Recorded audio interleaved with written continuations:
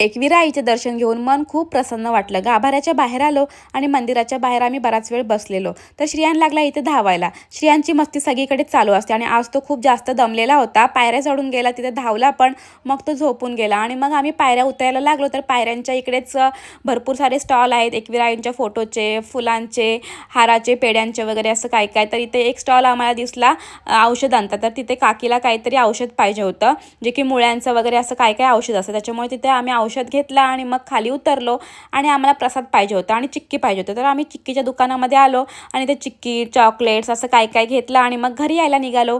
वाटेतच होतं मॅप्रो. म्हटलं चला मॅप्रोमधून एक राऊंड मारून जाऊयात, कारण आम्हाला तिथनं पण 1-2 वस्तू पाहिजे होत्या.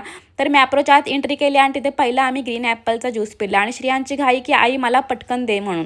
मग श्रियांनी पण ते ग्रीन ॲपल ज्यूस प्यायला टेस्ट केली थोडी आणि मग लगेच हे घेऊ की ते घेऊ. श्रियांना लगेच चॉकलेट्स दिसले. मग तो चॉकलेट्स घ्यायला लागला आणि तिथून आम्ही 1-2 वस्तू घेतल्या आणि बिलिंग वगैरे केलं आणि मग मॅप्रोच्या बाहेर आलो.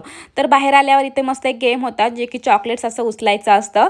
तर इथे छोटा मुलगा एक मस्त काय काय असं घेतोय, पण त्याने फक्त एक बॉलच घेतला. त्याच्या पुढे काय झालं ते आम्हाला माहिती नाही, कारण आम्ही बघायला थांबलोच नाही. मग घरी यायला निघालो आणि मग काय डिनर करायला थांबलो एका हॉटेलमध्ये. छान असं आम्ही डिनर केलं आणि मग घरी आलो. यायला खूप जास्त लेट झाला आणि खूप दमलेलो आम्ही. पण अचानक आमचा प्लॅन झाला आणि खूप छान वाटलं. आईचं दर्शन घेऊन मन खूप प्रसन्न वाटलं. असा आजचा दिवस गेला.